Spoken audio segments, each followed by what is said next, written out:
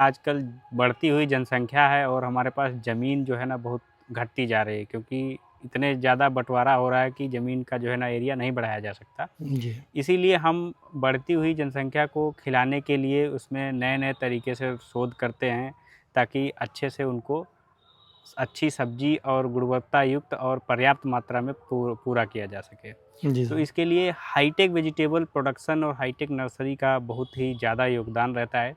तो इसमें हाईटेक में हम जाएँगे कि हम हॉरिज़ॉन्टल में खेती जो करते थे, जो हमारा लैंड एक लिमिटेड सोर्स है, तो हॉरिज़ॉन्टल में हम नहीं बढ़ा करके अब वर्टिकल में हम उसको बढ़ाएँगे। जी। तो वर्टिकल में क्या होता है कि हम इसमें वर्टिकल फार्मिंग और या फिर हम एरोपोनिक्स या फिर हम हाइड्रोपोनिक्स, और दूसरा अभी एक और प्रचलन है कि सबको ऑफ सीजन वेजिटेबल्स बहुत ज़्यादा पसंद है। तो जी, जी। ऑफ सीजन का मतलब है कि आपको जून जुलाई में अच्छे से टमाटर आपको चाहिए, ब्रिंजल चाहिए, आपको मिर्ची चाहिए।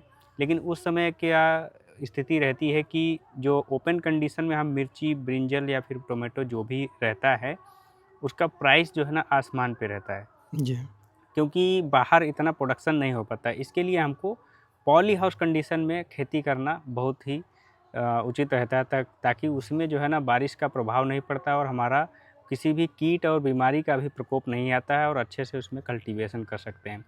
तो पॉली हाउस कंडीशन के अंदर भी हम 2-3 तरीके से खेती कर सकते हैं। जी। एक तो हमारी 2 प्रकार की किस्में आती हैं, जैसे एक हमारा खीरा रहता है और हमारा एक टमाटर रहता है, तो उसमें एक नीचे पौड़ने वाली रहती हैं, एक स्थिर वृद्धि रहती है उसमें, और दूसरा एक रहता है इसमें अस्थिर वृद्धि रहती है कि वो निरंतर वृद्धि करती है और निरंतर उसमें फूल आता रहता है और निरंतर उसमें फल आता रहता है। तो इसमें हम उनको मचान सिस्टम से या फिर किसी दरहेड़ के माध्यम से बांध करके उसको लंबे समय तक हम उसमें जितना भी वृद्धि विकास होता रहता है उतने फल ले सकते हैं। तीसरा हमारा एक नया कॉन्सेप्ट है कि हम उसमें हाइड्रोपोनिक्स में जा सकते हैं। हाइड्रोपोनिक्स में क्या होता है कि हाइड्रोपोनिक्स में जैसे कि हमारा बिना मिट्टी का जी। सिर्फ जल के माध्यम से खेती करते हैं। जी, जी। उसमें हम वो पोषक तत्व को हम उचित मात्रा में सप्लाई करते हैं, ताकि हमारा पौधा लेता है, उससे अच्छी उपज प्राप्त होती है। इससे हमारा एक और फ़ायदा रहता है कि जड़ वाले जो भी हमारे बीमारी कीड़ा रहते हैं वो उसमें